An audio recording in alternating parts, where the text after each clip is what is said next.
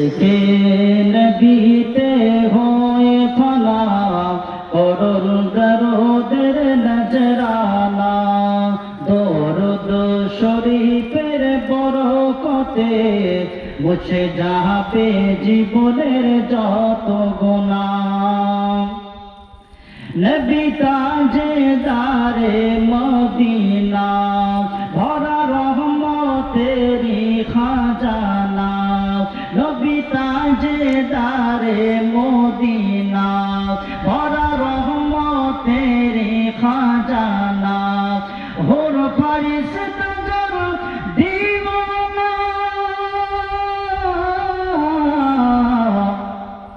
পড়েন দরুদ সালামের নজরানা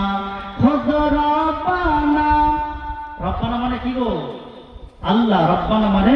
আল্লাহ খুদ রব্বানা পড়েন দরুদ সালাম আমার আল্লাহ আমার আপনার নবীর উপরে দরুদ পড়েন বলো সুবহানাল্লাহ সেটা কি দরুদ কিভাবে দরুদ আমার আল্লাহ আলামী ভালো জানেন কিন্তু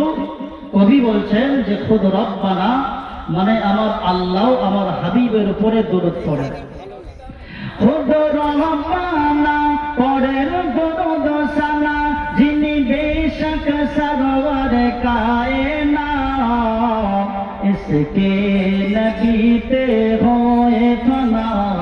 করুন দরুদের নজরানা আল্লাহুম্মা مولانا محمد وعلى آل سيدنا ربنا ظلمنا أنفسنا আবার পড়ি না রব্বানা যালামনা আনফুসানা নামাজের শেষে জি এই দোয়াটা সর্বপ্রথম কে পড়েছিলেন সর্বপ্রথম পড়েছিলেন আমাদের বাপ হযরতে আদম আলাইহিস সালাম আমাদের বাপ সর্বপ্রথম আদম আলাইহিস সালাম এই দোয়াটা পড়েছিলেন রব্বানা যালামনা আনফুসানা ওয়া ইল্লাম তাগফির লানা ওয়া তারহামনা লানাকুনান্না মিনাল খাসিরিন দেখতে পাওয়া গেল মক্কা শরীফের জমিনে একটা পাহাড় আছে যেই পাহাড়টার নাম হলো জাবালে রহমত ওই জাবালে রহমতে আমাদের সকলের বাপ হযরতে আদম আলাইহিস সালাম এই দোয়াটা বারে বারে পড়তে লাগলেন রব্বানা যালামনা আনফুসানা وإن لم تغفر لنا وترحمنا لنكونن من الخاسرين কেন পড়তে লাগলেন আমাদের বাপ জান্নাতের মধ্যে ছিলেন জান্নাত থেকে বিতাড়িত হয়ে গেলেন আমার আল্লাহর কাছে বারে বারে বারে বারে দোয়া চাও আমার আল্লাহ পাকের কাছে বারে বারে একটা দোয়া করে আল্লাহ আপনি আপনার বান্দাকে আল্লাহ আপনার পয়গম্বরকে আল্লাহ আপনি মাফ করে দেন আল্লাহ আপনি মাফ করে দেন দেখতে পাওয়া গেল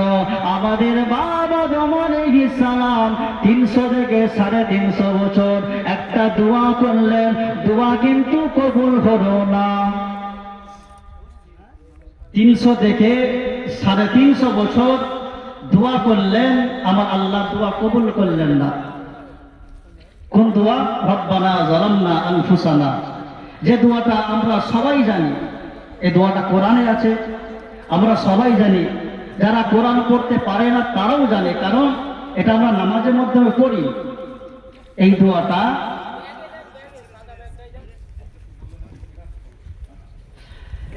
আমরা সবাই পড়ি নামাজের মাধ্যমে তাই না অতএব এই দোয়াটা আমাদের আদম আলাইহিস সালাম বললেন 300 থেকে 350 বছর আল্লাহ পাক আমার আপনার